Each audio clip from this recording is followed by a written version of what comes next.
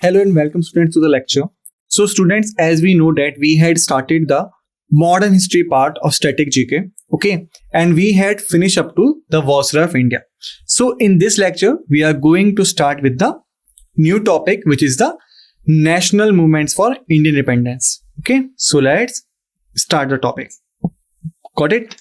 So basically, if we talk about the national independence movements, then first of all, we should understand what do we mean by these movements. Okay, so the Indian independence struggle was a protracted and multifaceted movement against the British colonial rule in India. It spanned several decades. Okay, so basically, as we know that the first struggle was started in 1857. Okay, and we got independence in 1947. So now you can see how many years we had fought for our independence. Okay, many movements, many leaders, many things were happening on the same time.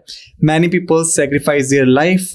Okay, many sacrifices were made by others also so that we could get the independence. Okay, so now in this lecture we are going to discuss these topics in depth to understand the concept carefully. Okay, so let's start.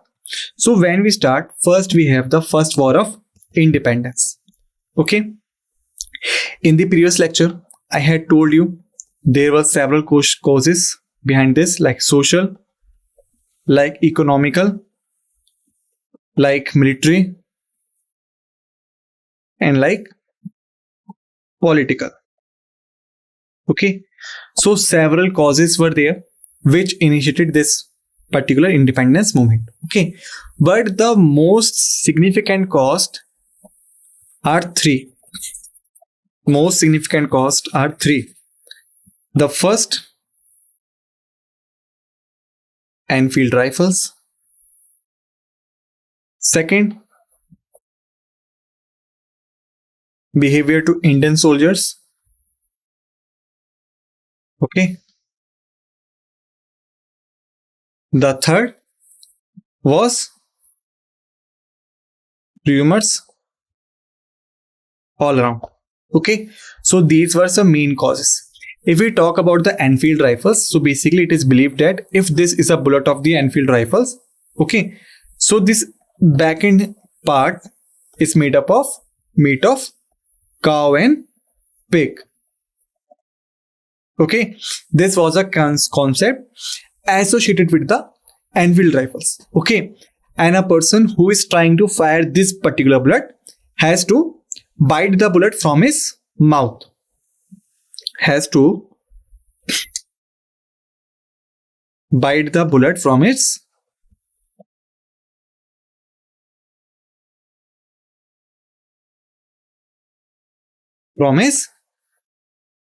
mouth. Okay, and this was unholy, unreligious for both Hindu and Muslim soldiers. Okay, so this was not so good for the Hindu and the Muslim soldiers. This was the first cause. Okay, the second was behavior to Indian soldiers. Basically, it is said that before the time period of 1830, the officers were nice to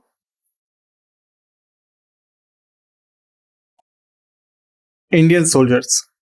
Okay, the officers before 1830 was very nice to the Indian soldiers, but after 1830 their behavior with Indian soldiers was rude, abusive, and even racialized.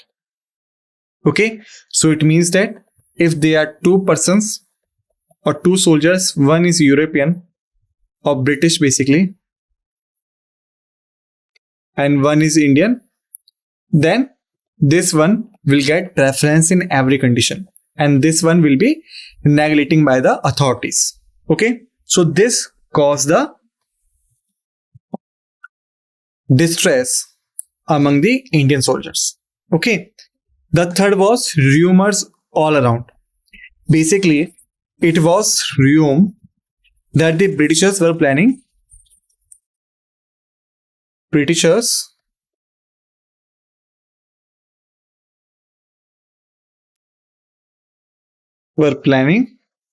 to destroy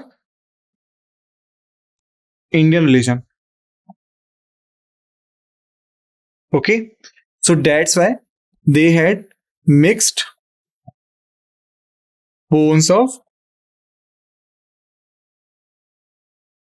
cows and pigs in floors available in cantonments. So basically, it was saying that the floor which was provided in the cantonments had a mixture of bones of cows and pigs. Okay, so these were several rumors, several causes, which were the main causes behind initiation of the 1857 revolt. Got it? And remember the fact that in many stories and various things you have noticed down that this revolt was basically start with the Mangal Pandey. Then you can say Mangal Pandey was the person who initiated the cause. Okay, but he was not the person who started the revolt. Okay, he initiated the cause by killing his two officers, Yuksan and Bog. Okay, so at 31st March 1887, he killed his two officers, Yuksan and Bog. Okay, thereafter, on 8 April 1857, he was hanged at Barakpur. Okay, so the Barakpur was the jail where he was hanged on 8 April 1857 because he killed his two officers, Huyuksen and Bok, in 31st April 1857. Got it? So this was the initial condition of the revolt. Thereafter, no such activities were happening in the Barakpur and the nearby areas. But on 10 April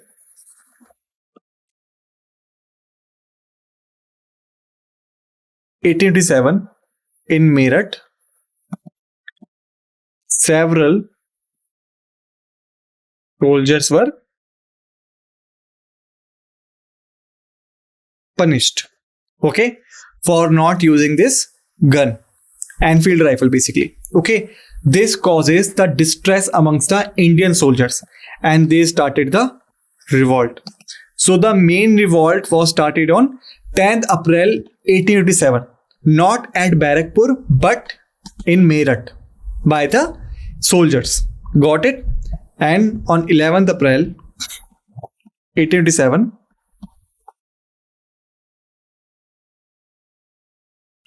they reached Delhi and appointed Bahadur Shah Zafar II as their leader. Okay, so on 10th April 1857, the revolt was finally started, and on 11 April 1857, the soldiers reached Delhi and appointed Bahadur Shah Zafar II as their leader. Got it? So this revolt is also known as the Sepoy Mutiny. Why? Because it was basically started by the soldiers of the British Army. Okay, a widespread uprising against British rule triggered by various factors including discontent among Indian soldiers in the British Army. The same thing which I had told you. Okay, now let's move forward. Although the rebellion was suppressed, it marked the beginning of organized resistance against British rule. In the previous lecture, I had told you that this attack was high magnitude.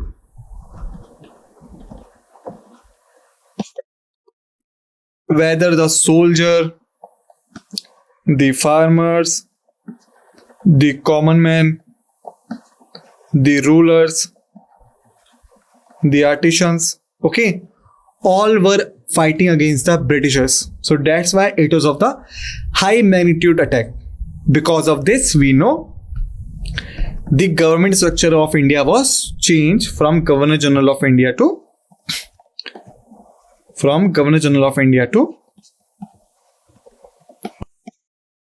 Viceroy of India. Okay, so now you could understand what was the magnitude of this attack, and this was also known as First War of Independence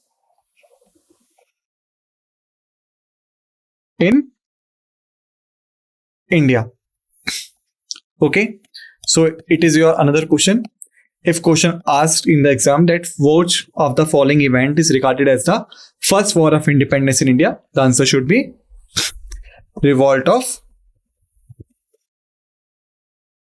1857. Okay. Now let's move forward. Thereafter, we had formation of the Indian National Congress in 1885. We know that is was formed during A.O. Hume and W.C. Banerjee. Okay. And who was the Viceroy of India? Now is the question.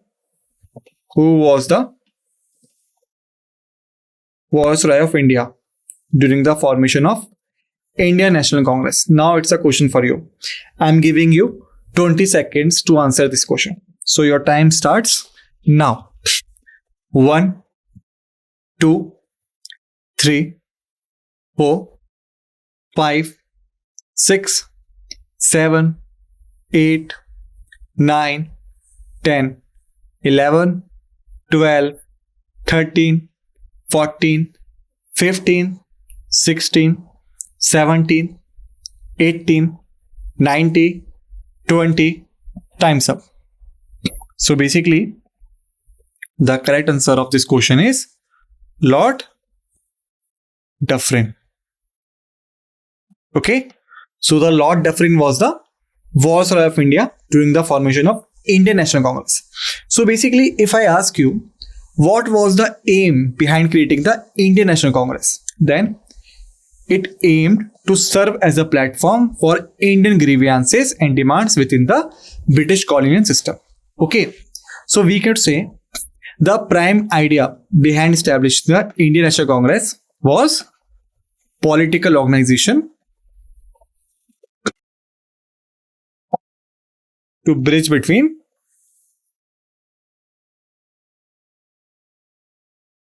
Indians and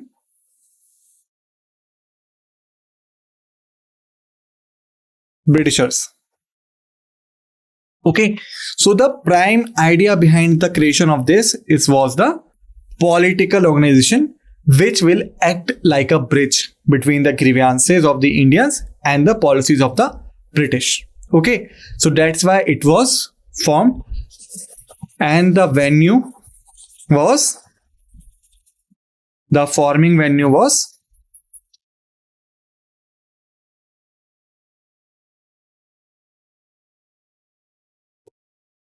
Gokuldas Tejpal Sanskrit College, Bombay. Okay, so that was the venue. Now let's move forward. Now we had the partition of Bengal. Okay, now we had the partition of Bengal. So it was the time period of 1905 when Lord Curzon was the Viceroy of India. Okay, and then what he decided? He decided to divide the Bengal into two phases. First is West Bengal. Second is East Bengal. Okay, and there was more of the division on the religious basis.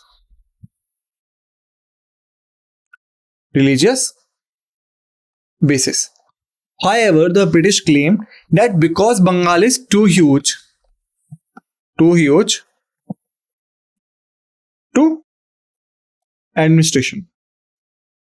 Okay, So British claim that because Bengal was too huge to administration, that's why we had bifurcated Bengal into two areas. First area is the West Bengal, second area is the East Bengal, which I had told in the previous lecture. East Bengal was termed as East Pakistan in 1947, continued as East Pakistan till 1971, where in the Battle of Indo-Pak War 1971, it got liberation from Pakistan and then established itself as a independent country of Bangladesh. Okay, so that was your revision. Okay, and how this fact is connected with this lecture? Because the West region, or you can say the West Bengal, was dominated by Hindus. Okay, and the East Bengal was dominated by Muslims.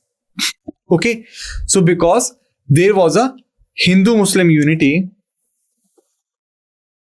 in the Bengal portion, and the people of Bengal were basically focusing on the British policies, like what they are doing in our country, how they are suppressing us.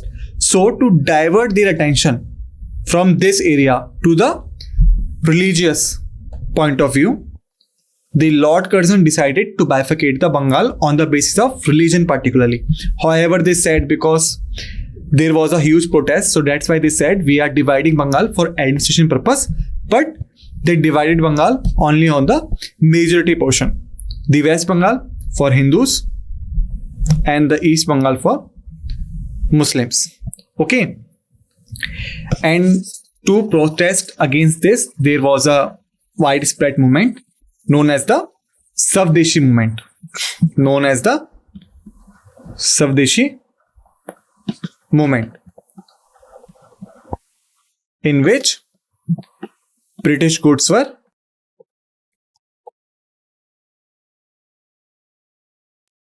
boycotted. Okay, so this was the huge protest organized by the Indians against the decision of partition of Bengal in 1905. Okay, which is termed as the SATHEE-SSC movement. The British goods were boycotted and the British products were completely ignored in the Indian market, which caused a several damage to the economy of Britain. Okay. Thereafter, the next thing which we should remember is that there was a person whose name was Lord Hardinge II. There was a person whose name was Lord Hardinge II. What was happening during his time? Grand Delhi Darbar was organized. Okay, so during Lord Hardinge II, Grand Delhi Darbar was organized, in which two things were happen. First, capital shifted from Kolkata to New Delhi, or Delhi basically, not New Delhi, to Delhi or Delhi. Second, partition of Bengal was restored. Okay, so the two great decisions were taken during the Grand Delhi Darbar. First, the capital was shifted from Calcutta to Delhi. Second, partition of Bengal was restored. Now the question is, if the partition of Bengal was restored in the 1911 during Lord Hardinge II, then how the East Bengal formulated as a East Pakistan? Because I have told you that East Bengal was converted into East Pakistan, and if the partition of Bengal was restored, there was no longer need of West Bengal, East Bengal, then how the Bengal was converted into East Pakistan? The reason is Lord Mountbatten. Okay, Lord Mountbatten was last Viceroy of India from British origin, from British origin. Okay, when he was serving as a Viceroy of India, he had a task to divide India into two areas, Pakistan and India. Okay, so he was the person who again divided Bengal into two forms, West and East, and East Bengal converted into East Pakistan. Got it? Now let's move forward. Thereafter, we have the formation of All India Muslim League in 1906, which was established in Dhaka, which is the capital of Bangladesh. Capital of Bangladesh. Okay.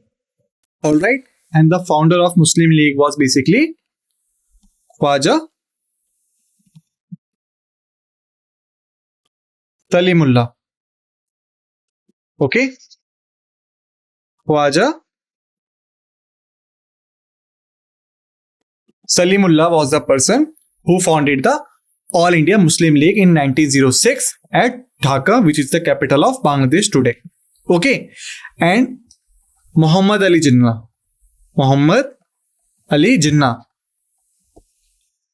who was the founder of Pakistan, joined All India Muslim League in 1913 basically. So it was the year of 1913 when Muhammad Ali Jinnah joined All India Muslim League, which was founded by Khwaja Salimullah in 1906 at Dhaka, capital of Bangladesh. Okay. Thereafter, we have the Morley Minto reforms, which was introduced during the time period of 1909. Basically, this Morley Minto reforms was an act of the British government.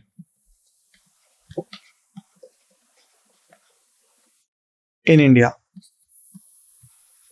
Okay, so you can say it was a act of British government in India. Okay, and this was very controversial act because this set of separate electorate of Hindu and Muslims. Okay, this act was controversial act because it announced separate electorates of Hindu and Muslims. It means Hindu leaders and Muslim leaders were elected separately. Okay, were elected separately. So basically, this act was very controversial and it was opposed by the Indians. Got it? Thereafter, we have the Jallianwala Bagh massacre. Okay. Basically, Rowlatt Act was the main cause behind the distress was Jallianwala Bagh. Okay. Rowlatt Act was introduced in the year of 1990. Okay. Chelmsford was basically the Viceroy. Chelmsford was basically the Viceroy of India during this event. Okay. And the Rowlatt Act had a provision to arrest or send any political leader into prison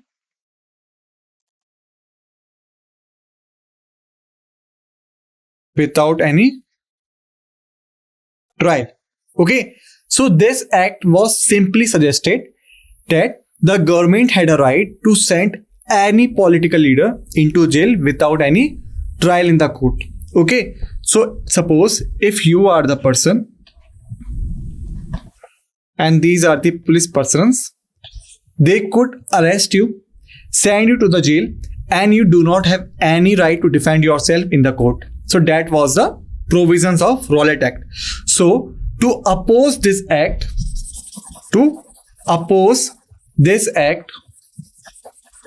on 16th April 1990, on the occasion of Baisakhi, which is a festival in Punjab, Baisakhi at Amritsar. Okay, there was a place, Jallianwala Bagh. Okay, so many peoples were gathered there to celebrate the Baisakhi festival, okay, and also to suppose and to represent their opposition to the Rowlatt Act, okay, their opposition to Rowlatt Act, okay. On the same time, General Dyer, who had the command of Punjab and who had the command of forces stationed in Punjab, okay, he had reached the place and blocked the entry. Suppose if this is a front view, our view of Jallianwala Bagh, then the entire Bagh was covered by the walls.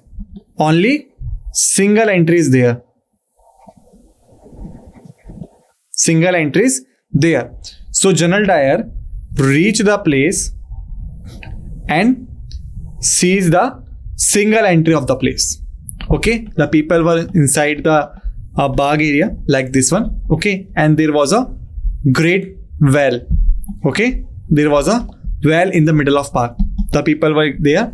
So he seized the area and then he ordered the troops to fire on the crowd without any discrimination, whether this is a child, mother, father, grandfather, grandmother, whatever in front of you, just shoot down. Okay, so these were the orders passed by General Dyer.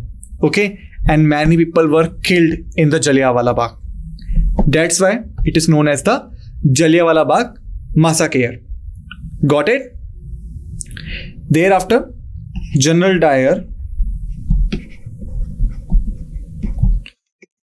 was killed by Sardar Udham Singh in London. Okay, General Dyer was killed by Sardar Udham Singh in London. Got it? So this is about the Jallianwala Bagh massacre. Okay, so students, in this lecture we had finished about the some events of National Independence Movement. In the next lecture we will continue with the same topic with some more facts and figures. Till then, revise all the facts so that you will be able to continue with the upcoming facts. Okay, till then, thank you.